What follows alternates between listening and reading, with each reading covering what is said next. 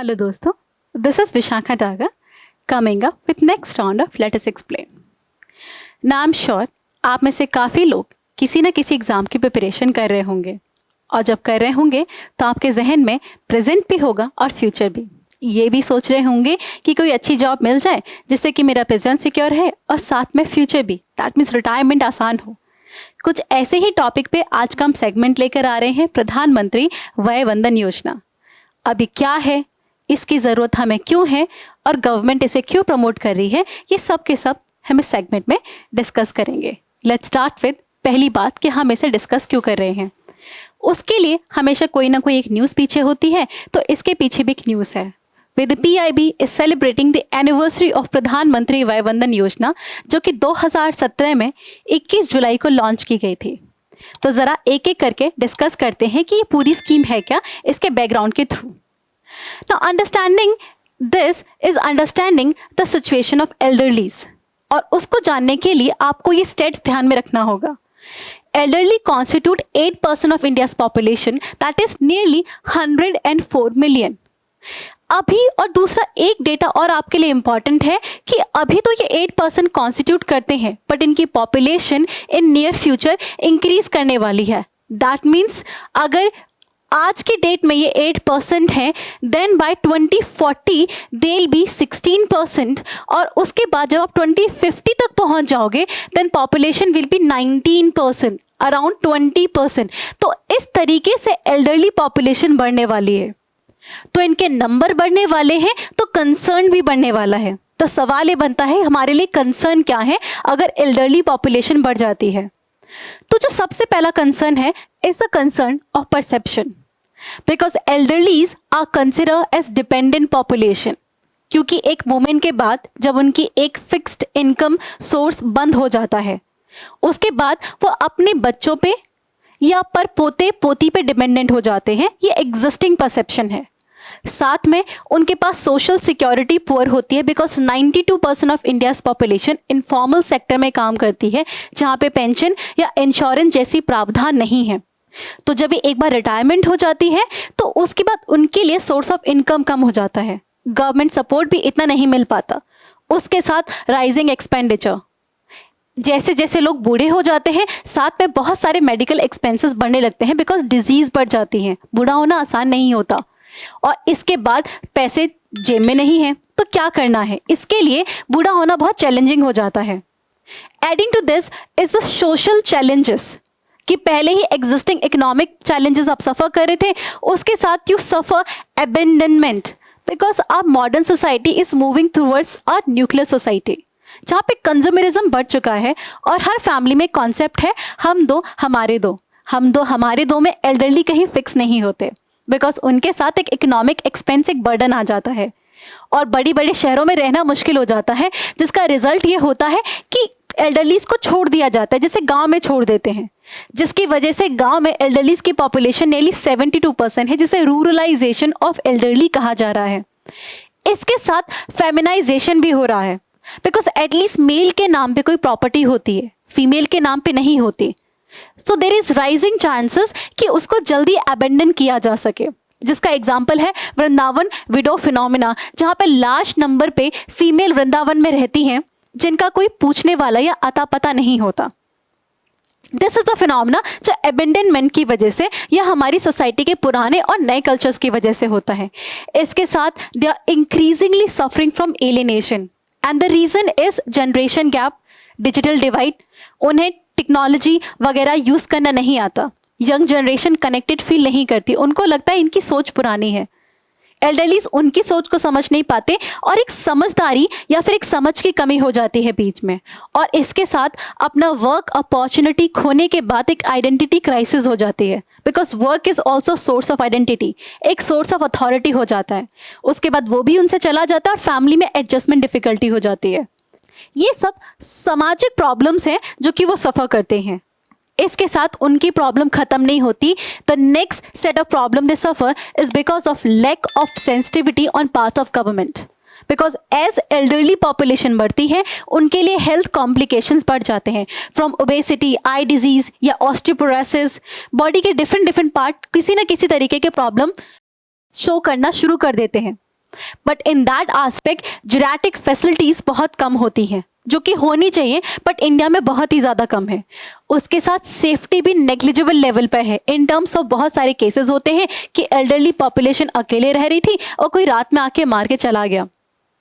Adding to this, economic security government नहीं provide कर पा रही है। इसका एग्जाम्पल है Indira Gandhi national pension scheme जो है ना। इन दिस अभी तक जो पेंशन मिल रही है वो अराउंड 200 रुपये है, which is very nominal.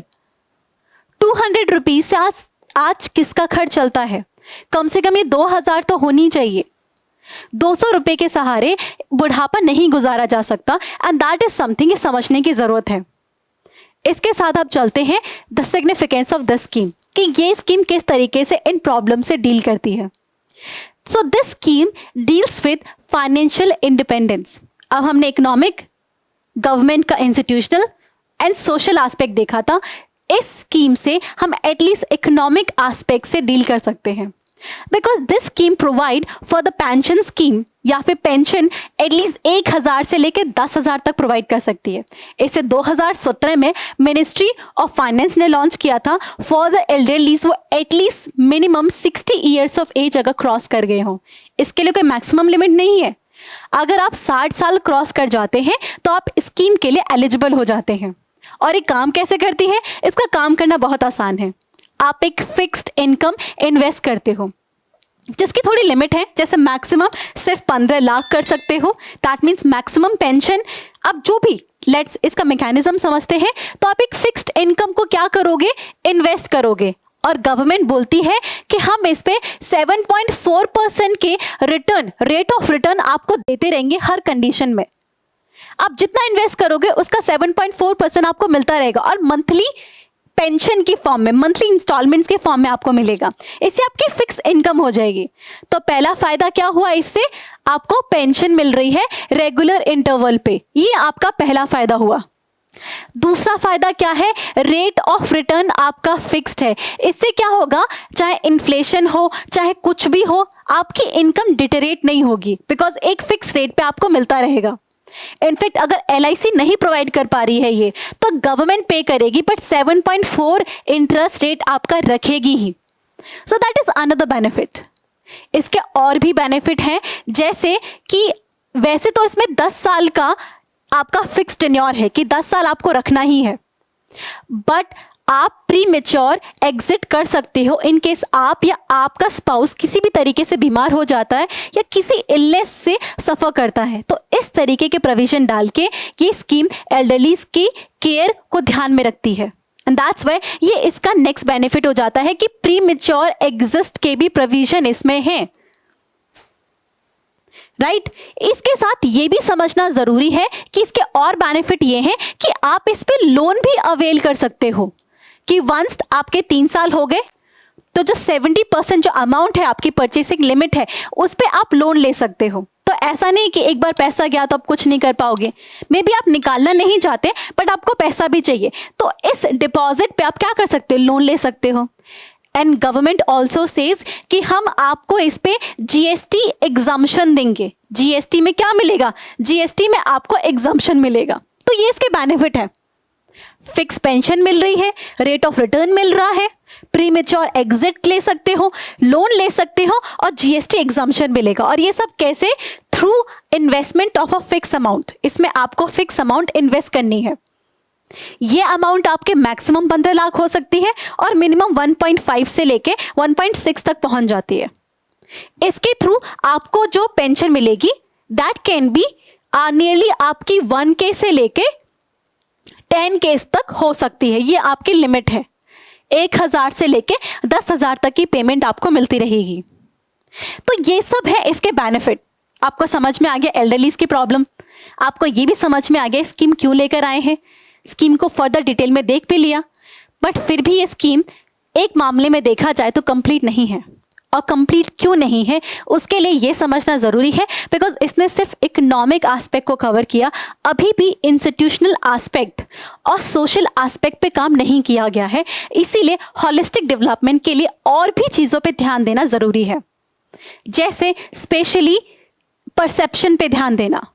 Do not consider elderlies as something as a dependent asset, वो डिपेंडेंट रिसोर्स नहीं है आपके, वो एसेट्स हैं आपके। तो डिपेंडेंसी से एसेट परसेप्शन में कंप्लीट करने का काम आपको करना है। उसके लिए क्या करना है, आपको ये समझना होगा कि elderlies basically are source of knowledge. उन्होंने कम से कम अपनी जिंदगी के 30 साल किसी जॉब को या किसी को दिए हैं। उन्होंने अपने एक्सपीरियंस से बहुत कुछ सीखा है और उसको यूज किया जा सकता है। जैसे मिनिस्ट्री ऑफ पर्सनल एक स्कीम लेकर आई है जहाँ पे वो रिटायर्ड ब्यूरोक्रेट्स को यूज करना चाहती है। ऐसी ही स्कीम्स ला सकते हैं। In fact economic survey talks about कि रिटायरमेंट एज बढ़ा दो, बिकॉज अब लाइफ एक्सपीरियंसी बढ़ चुकी है तो लोग ज्यादा लंबे टाइम तक काम कर सकते हैं। जो नहीं रिटायर होना चाहते उनको ना किया जाए तो रिटायरमेंट एज पे काम किया जा सकता है। डेवलप कंट्रीज में इनफैक्ट ये हो भी रहा है क्योंकि लोग वहां जल्दी रिटायर नहीं होना चाहते। साथ के साथ एल्डरलीज को अगर एसेट में कन्वर्ट करना है तो देखिए आप उन्हें कहाँ यूज कर सकते हैं। और इसका सबसे अच्छा एग्जाम्पल है एक सोशल ब्रिज क्रिएट करना। जैसे एग्जाम्पल है ऑर्फनेज होते हैं जहाँ पे बच्चों को केयर की जरूरत होती है, और वहीं पे आपके वृद्धाश्रम होते हैं जिन्हें थोड़ी अटेंशन, थोड़े बच्चों से इंटरेक्शन की जरूरत है। आप उन दोनों को लिंक कर सकते हैं।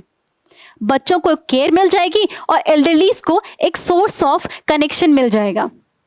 इस तरीके से आप इस गैप को ब्रिज कर सकते हैं। And in fact nuclear family needs elderlies more than ever, जहाँ पे हस्बैंड एंड वाइफ दोनों काम करते हैं और बच्चों का ध्यान रखने के लिए कोई नहीं है। उन्हें सोशल मॉरल वैल्यूज कौन देगा।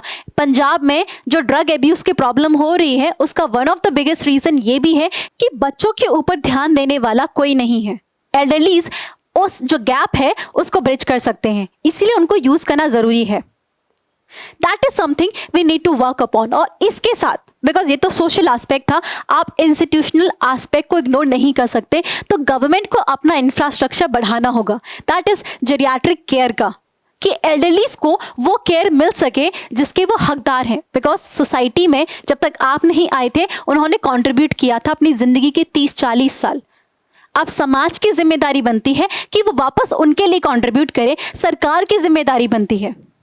तो सबसे पहले इस पे काम करना है। साथ में पॉलिसी चेंजेस लेके आओ। जैसे Indira Gandhi national pension scheme थी एल्डरलीज के लिए, एटलीस्ट उसमें पेंशन को 200 से लेकर 2000 तक किया जा सकता है। ये तो मिनिमम नेशनल रिक्वायरमेंट है, यहाँ पे काम कर सकते हैं। साथ में काफ़ी इनोवेटिव आइडियाज़ भी लेके आ सकते हैं। जैसे महाराष्ट्र के भिलार डिस्ट्रिक्ट में एक विलेज ऑफ बुक्स बनाया गया है, एक लाइब्रेरी टाइप होती है जहाँ पे एल्डरलीज आके साथ में मिलते हैं और पढ़ाई करते हैं। तो और बाकी जनरेशन भी आ सकते हैं। इस तरीके से जो उनका इंट्रैक्शन होता है वो पॉजिटिव हो जाता है, परसेप्शन बदल जाता है, आपका जो जनरेशन गैप है वो बदलने लगता है और एलिनेशन कम होने लगता है। और इसी तरीके के इनोवेटिव आइडियाज़ की आज हमें ज़रूरत है। Now that is the case, आप बेसिकली इसके मेंस के एस्पेक्ट को समझ चुके हैं और प्री के एस्पेक्ट भी मैं आपको पढ़ा चुकी हूँ।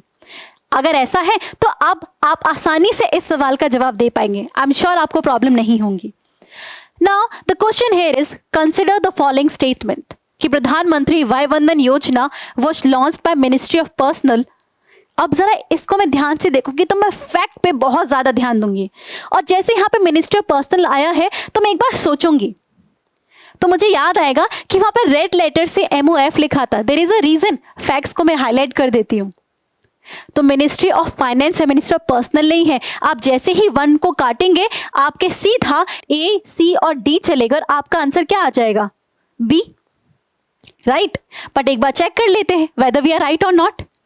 Now second statement talks about it offers a guarantee payout of pension to senior citizen whose minimum age is 60 year. मैंने कहा था ना 60 प्लस, तो मिनिमम तो 60 चाहिए, तो ये स्टेटमेंट सही है। Next, one can invest a maximum amount of 15 lakh under PM वय वंदन योजना। Now if you remember, मैंने बार बार रिपीट किया था कि मैक्सिमम आप 15 लाख ही इन्वेस्ट कर सकते हो। तो दैट मीन्स आपने जो आंसर निकाला वो सही है। तो ऑब्वियसली आप सेटिस्फाई भी होंगे कि पूरा का पूरा सेशन काफ़ी इन्फॉर्मेटिव था। And if that is the case, we are present here just to help you on various social media platform. हमें लाइक करें, सब्सक्राइब करें, ज्वाइन करें, because we are present here just to help you. Thank you so much.